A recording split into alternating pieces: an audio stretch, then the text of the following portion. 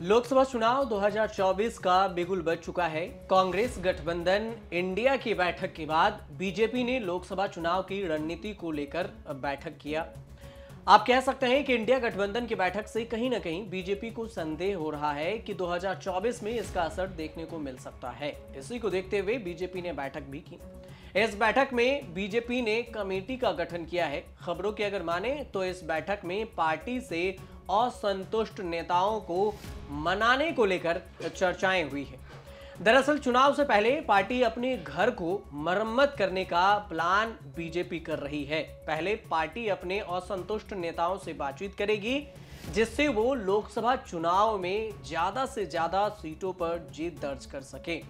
चुनाव से पहले हुई बैठक में एक कमेटी का गठन किया, जो लोकसभा से पहले पार्टी से रूठे हुए नेताओं को एक किया जा सके, उन्हें फिर से मनाया जा सके। कमेटी हर नेताओं से बातचीत करेगी और उसकी असंतुष्ट का कारण पता करेगी कि वो क्यों पार्टी से असंतुष्ट है, जिसके बाद उस पर चर्चाएं की जाएगी और उसके बाद कारण को खत्म करके असंतुष्ट नेताओं के पार्टी में वापसी का प्लान बनाया गया है।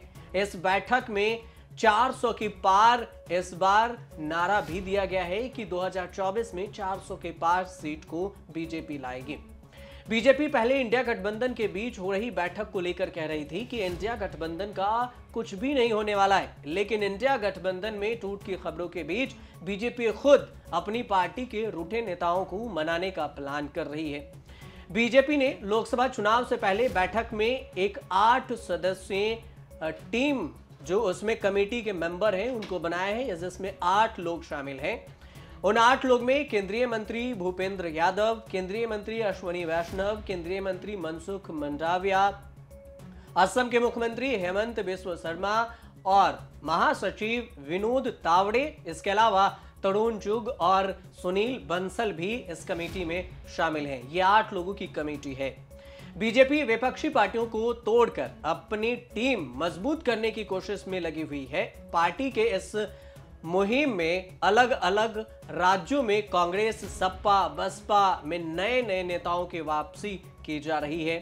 बीजेपी की 8 सदस्यों की कमेटी ही तय करेगी कि किसको बीजेपी में लाना है और किसको नहीं लाना है। इसके अलावा केंद्रीय गृह मंत्री अमित शाह और पार्टी के राष्ट्रीय अध्यक्ष जेपी नड्डा देश भर में दौरे को लेकर चर्चा करेंगे।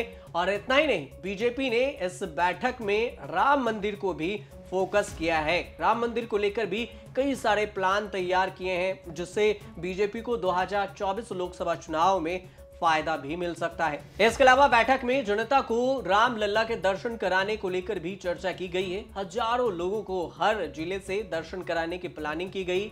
पार्टी की प्लानिंग 2.5 करोड़ लोगों को अयोध्या दर्शन कराने की है।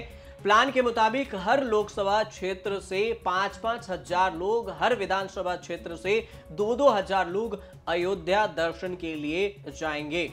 मीडिया रिपोर्ट्स के मुताबिक जिन राज्यों में बीजेपी के कोई सांसद या विधायक नहीं है, वहां से कम 2000 लोगों को अयोध्या में भगवान राम का दर्शन कराने की तैयारी है।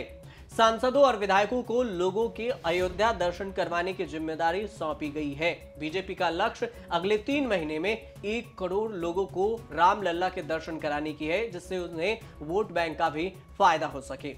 25 जनवरी से 25 मार्च तक बीजेपी इस मुहिम को चलाएगी। 430 शहरों से ट्रेन चलाई जाएगी। 35 ट्रेनें रोजाना चलाई जाएंगी और अभी 37 ट्रेनें रोज अयोध्या से गुजर रही है।